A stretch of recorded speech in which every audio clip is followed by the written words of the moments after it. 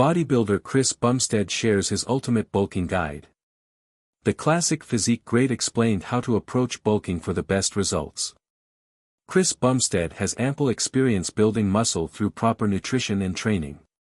In a recent YouTube video published on March 19, 2025, he detailed his ultimate bulking guide, revealing how to approach a calorie surplus for optimal gains.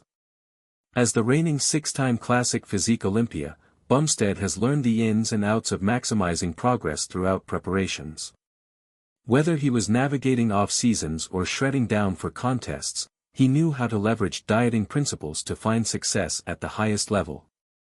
Below, he dives into when is the right time to bulk, how to do it, and answers common questions fans have about the topic. This included whether cardio should be included in a routine while bulking and how to remain committed to a nutrition plan for better gains. Chris Bumstead explains when to bulk and how to make steady muscle gains. During the YouTube video, C-Bum highlighted that knowing when to bulk is situation and person dependent. He believes if your goal is to put on muscle you should bulk. However, if you're not satisfied with your body fat percentage, he said to steer clear of bulking. I have no fucking clue when people should bulk. It's very situation dependent, person dependent, and goal dependent. But as a whole, I would say obviously if your goal is to put on muscle, you should bulk, and if you're not fat, you can bulk. Ideally, he prefers to be around 12% body fat before starting a bulk. He adds that for women, this is usually around 15 to 20%. If you're unhappy with the level of body fat you're at, that's super important. I don't think you should bulk yet.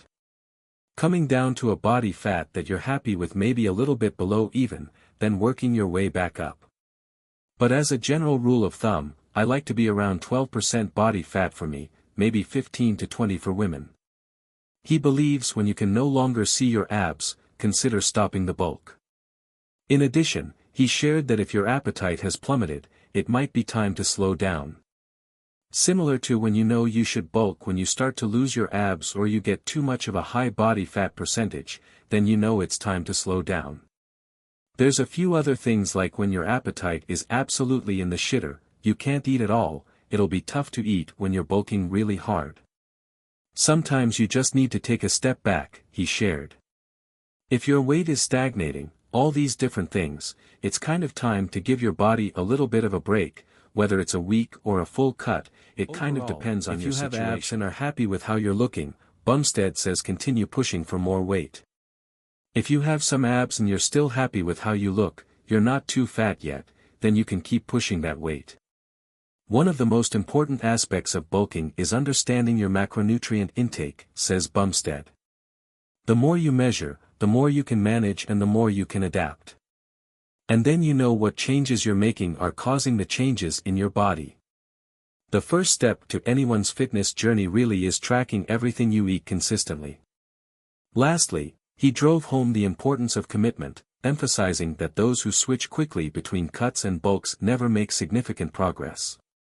If you bulk a little bit and your abs are a little less shredded, I want to cut, then you start cutting, then it's I want to be bigger. If you start flip-flopping back and forth, you're going to make zero progress and there's no point to doing that. Start something, commit to it, and understand what your goals are. If the goal is to add muscle, he advocates for a slow and steady bulk, focusing on clean food and training. If your goal is to put on muscle but you hate when you lose your abs, do a really slow long bulk, very slow increase in calories, make sure your abs are staying there, stick to training your abs, stick to doing your cardio and eating good food. While this could differ from person to person, Bumstead believes it's best to practice cardio during a bulk as it can help increase appetite. Everything is person specific, but if I had to give an overarching answer, it would be yes. For many reasons, especially as a bodybuilder, the bigger you get you want to take care of your heart, he said. Keeping up with that is super important. If your goal is to eat more, cardio helps you eat more, explained Bumstead. Former four-time Mr. Olympia Jay Cutler has also offered bulking advice. Similar to Bumstead's methods, Cutler favors a lean bulking approach.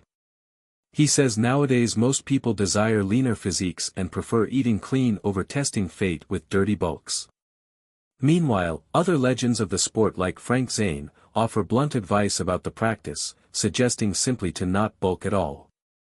He believes it typically results in excessive weight gain and doesn't inch individuals toward their physique goals.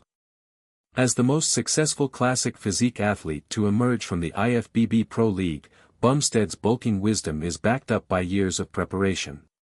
He believes monitoring macronutrients, body goals, and exercise